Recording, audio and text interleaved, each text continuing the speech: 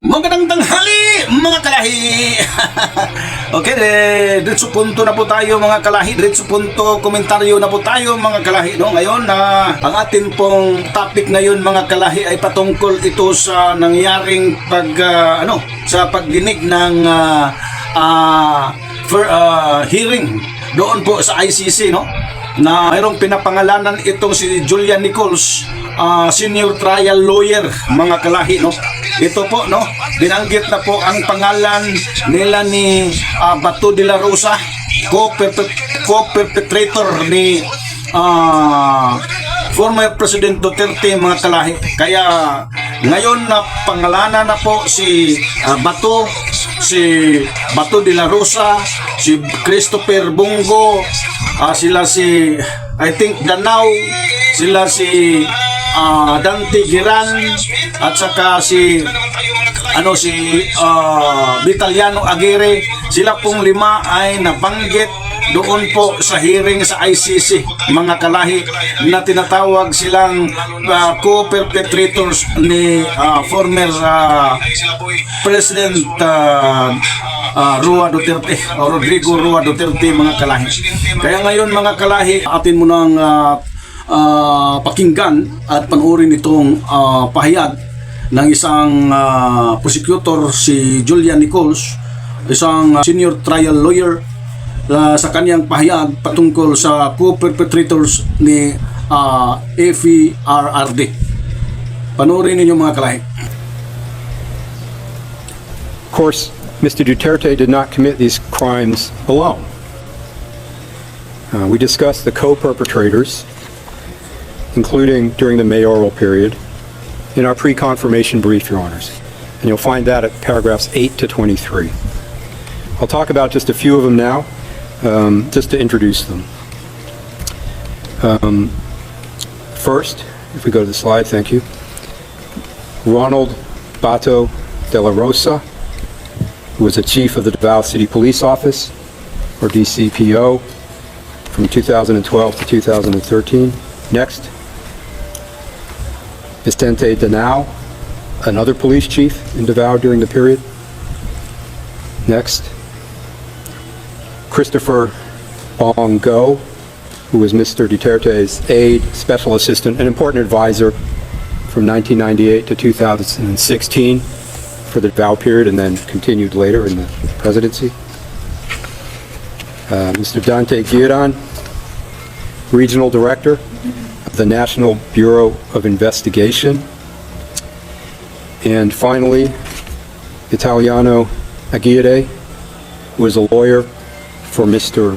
Duterte and for some of the DDS members during the mayoral period. And Ms. Croft will discuss these co-perpetrators and their roles in more depth in her presentation, which will be tomorrow. Parang napakadelikado na ngayon sa kalagayan itong si Bato, si Bongo, itong limang pinapangalanan, no? Itong 5 persons, co-perpetrators of FERRD mga kalahi. Kaya kasi ito po mga kalahi, kaya ito po talaga ang mapala pag ikaw tao kang sobrang yabang, no? Sobrang tiwala sa sarili, no? Na parang walang pag-iisip na magbago pa pala ang ihip ng hangin. Ngayon nagbago na ang ihip ng hangin. Ang hangin po'y papunta na po sa kanilang mga buhay, no?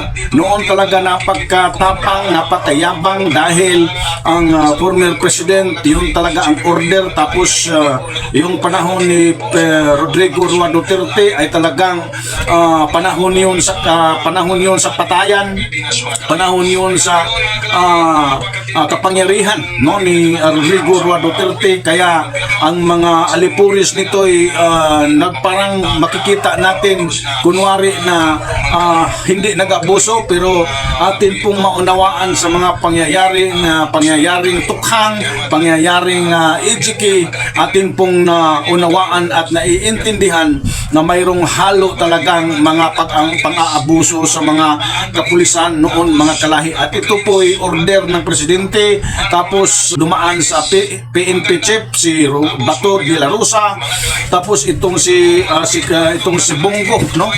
Parang ito po ay palaging nasa side ni former President Rodrigo Roa Duterte. At hindi po talaga maaring absuelto kayo, no, na hindi kayo kasama sa patayan at hindi kayo kasama sa ginagawang kabalastugan, pandarambog ni former President Rodrigo Roa Duterte, dahil kayo po ay kanyang parang kanang kamay at kaliwang kamay, itong si Bongo at saka si former PNP chief Bato de la Rosa, no? Dapat sana ang dapat niyong gawin na hindi talaga ninyo iniisip, no, at wala kayong pagpakumbaba sa sarili, ay dapat na naunawaan na ninyo ngayong panahon na to ay panahon po ito sa Marcos administration ni PBBM, no? Dapat sana kayo po ay lumalapit sa presidente, kayo po ay magmamakaawa, kayo po ay makipagkaibigan, no, ng ating mahal na presidente. Ngunit baliktad ang mga pangyayari dahil magtutulungan dyan sa gobyerno, dahil kayo Bongo at Bato de la Rosa nasa posisyon kayo as senators. Dapat sana kayo po ay makipagsundo ni PBBM. Kaya lang ang nangyari, no, hayagan talaga, makikita talaga sa sa social media, dahil naka-record at naka-post po sa iba't ibang uri ng network na kayo po'y lumalaban sa gobyerno, mga kalahi, itong si Bato, no? Ang matapang pa naman na nakipaghamon ni Duterte, ni PBBM, no? At matapang na pinagmumura, matapang na talaga, no? Pinaglalait ang si PBBM, no? Kaya dapat sana ang gagawin ninyo, ang payo ko sa inyo, ikaw Bato at ikaw Bongo, ay lapitan ninyo itong si PBBM at kayo po'y makipagsundo, manghingi kayo ng tawad, no? Puntahan ninyo ang presidente, tapos po kayo po'y magpakumbaba. Huwag po ngayong, hindi na yun panahon na kayo po'y pagtapangan dyan, no? Lapitan ninyo ang presidente at kayo po'y magpagsundo para naman ay mayroon kayong laban sa International Criminal Court, dahil hindi talaga kayo palalagpasin. Kaya lang baliktad yung ginagawa ninyo, ang tigas ng ulo ninyong dalawa, ang tigas ng ulo ninyong mga Duterte sides, no? Napagkatapang at palamura ng mga tao. Pinagmumura ang presidente, kasalukuyang presidente na mabait naman itong klaseng presidente. Napagkatahimik talaga ang moves ng ating presidente PBBM. Tapos pinagmumura ninyo, tapos marami kayong ginagawang mga kabalastugan dyan against the government, against PBBM, no? Talagang kitang-kita yung mga katraidoran ninyo ni PBBM. Malalim yung ginagawa ninyong panglalait at saka paninira sa administrasyon ni PBBM. Kaya hindi na magtagal talaga kayo, ikaw Bato de la Rosa, ikaw Bongo, Christopher Bongo, malapit na at bilang na ang araw sa inyo, dahil kayo talaga ay hulihin talaga kayo, dahil kayo po'y may papel na at na-mention na, nabanggit na yung pangalan nyo doon po sa first, second and third hearing doon po sa ICC, mga kalahi ko, no? Na talagang itong dalawang senator talaga dapat sana talaga hindi kayo talagang kailangan pro-government kayo, hindi yun pro-politics, no? Kayo po'y pro sa isang politiko. Kung sino pong nakaupo, dapat sana ay kayo po'y makipagkasang-ayon at kayo po'y sumusuporta sa gobyerno, dahil nagtatrabaho kayo sa gobyerno at sinasahuran kayo sa taong bayan, no? Kaya yun ang problema ninyo, no? kayo pro lang kayo sa isang politiko. Hindi kayo pro sa isang government. Dapat tulungan ninyo ang gobyerno na umangat po tayo. Huwag kayong magparti-parti. Huwag kayong magbabahagi-bahagi yung ano ninyo dahil lang sa kulay, dahil lang sa partido, no? Dapat sana po focus yung pagserbisyo ninyo sa publiko. Dapat focus yung pagserbisyo ninyo sa taong bayan. No, tulungan sana ninyong gobyerno. Kasi kayo ngayon nagiging ano kayo mga para kayong mga lamok nakakadisturbo kayo sa totoong naglilingkod sa gobyerno. Para kayong mga langgam, no? Para kayong mga langgam na talagang kumakagat, no? Basta makapatong ng balat, no? Talagang kailangan sana kayo po'y magbago at magpakumbaba kayo sa sarili ninyo. Ang nangyari kayo, patabang-tapangan naman kayo, magipaglampan kayo, malihim kayong nakipaglampan ni PBBM, malihim kayong naninira ni PBBM. Kaya hindi magtagal kayong dalawa, pati na itong isang general na si Danao yata yon, tapos itong si Dante Giran o si Vitaliano Aguirre, mag-prepare na lang kayong 5. Kailangan maghanda na kayo sa sarili ninyo dahil dakpin at hulihin na kayo ng Police Interpol, mga senador at mga former secretary, DOJ o general, no? Yun ang paano ninyo, yun ang pala ninyo sa yung mga katapangang duwag, no? Matapang lang kayo dahil sa inyo ang gobyerno noon. Ngayon, saan na yung tapang niyo? Kayo po'y nagtatango. Ikaw, Bato de la Rosa, nagtatango, no? Matagal nang hindi ka nang pumasok sa sesyon sa Senado dahil nagtatago at takot kang mahuli.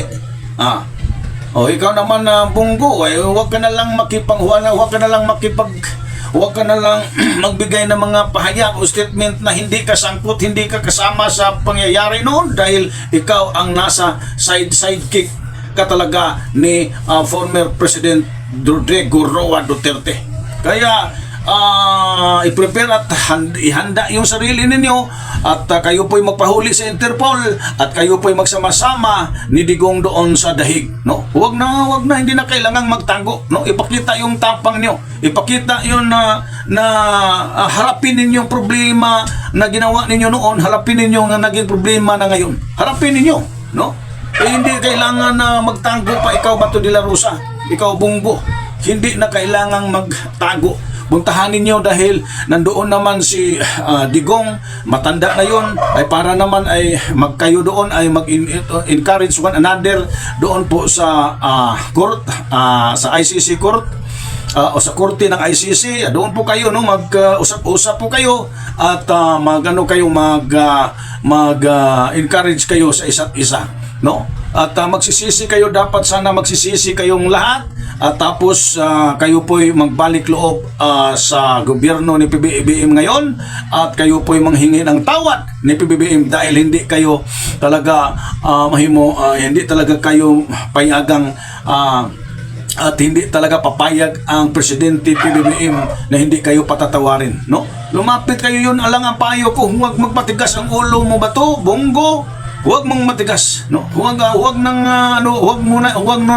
Huwag na ninyong idaan pa sa politics, yung mga propaganda, yung mga paninira. Huwag na ninyong idaan dyan dahil lalo kayong madiin at lalo kayong mapadali yung pagkakulong nyo, no? Diyan lang po tayo, mga kalahi, no? Yan lang ang update ko patungkol ni Bato de la Rosa na binanggit na siya doon sa korte, doon sa ICC. So ibig sabihin hindi na magtagal, no? Bilang na lang ang mga araw sa 5 tao na binanggit doon. Ibig sabihin ay may mahuhuli na maybe this month or maybe next month sa March talaga, mga kalahi, no? Dito na lang po tayo at ako po'y mag-iwan ng mensahe. Huwag kayong lumalaban sa gobyerno dahil ang lumalaban sa gobyerno ay lumaban sa Diyos, no? Yun ang sabi sa Bible, sa Romans chapter 13 verse 1 up to 3, no? Kailangan sumunod kayo sa gobyerno dahil pag lumalaban kayo sa gobyerno ay kayo lumalaban sa Diyos dahil walang tatag na gobyerno maliban na ang Diyos po'y nagtatag nito. At God bless everyone.